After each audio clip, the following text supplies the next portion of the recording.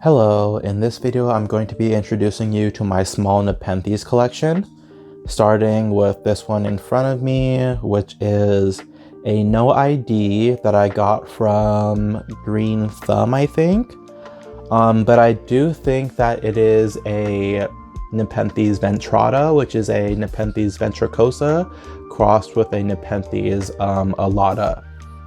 Because when I looked online at the Ventrata pictures, a lot of them had this very characteristic half red, half green picture. And I'm no Nepenthes expert, but that seemed to be very characteristic of the Ventrata cross. So I'm calling this one Nepenthes Ventrata.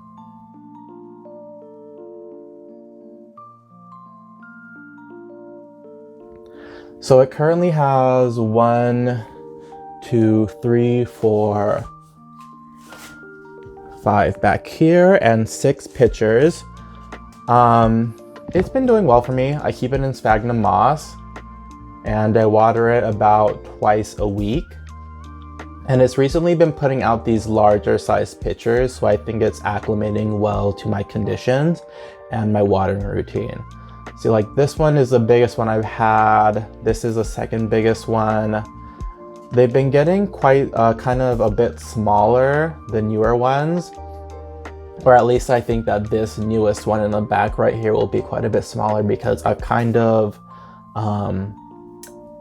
like lapsed on my watering routine, so it's been drying out a little bit more frequently than it would like to. So we'll see about the size of the pitchers on here, but this one's a very easy Nepenthes to grow. Nepenthes generally can take a bit higher TDS than bog carnivorous plants, these Nepenthes being epiphytic carnivorous plants.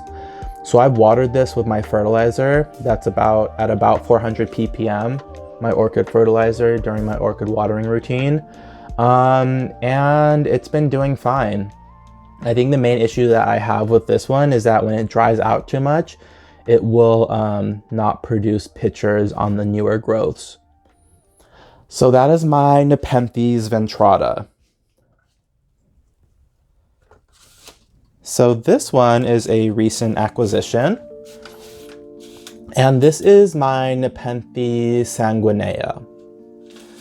So, is this one even full? Yeah, I don't know what's going on with this one. I think it just needs more time to acclimate because I did get it as a smaller seedling. I think it had about 3 or 4 less leaves than it does right here when I first got it.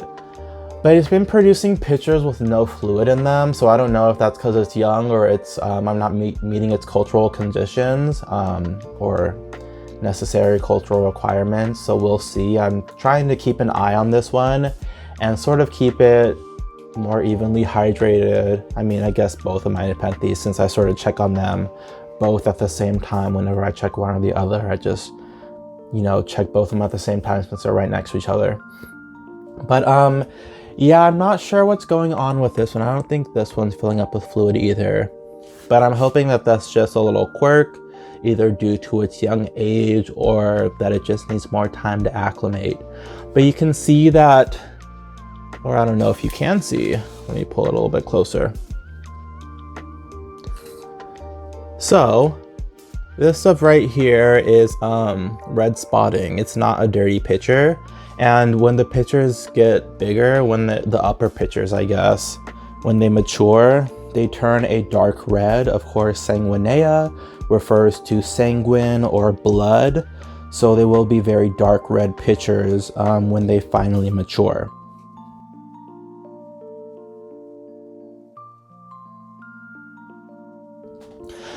But just some oddities about the pitchers themselves. So we have this little guy right here. And this is characteristic of the pitchers that it's been giving me.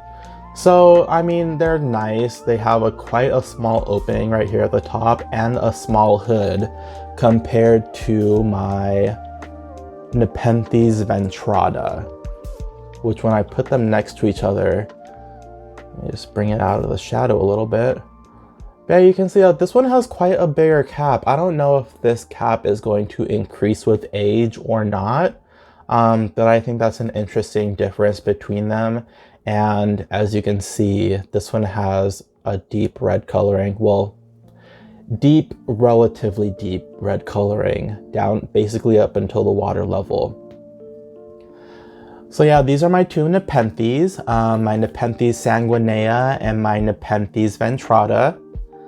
I guess I'll be updating you probably seasonally with these ones, like spring, summer, fall, winter, or I think at least twice a year with these guys. Anyways, thank you for watching, and I'll see you in the next video. Bye.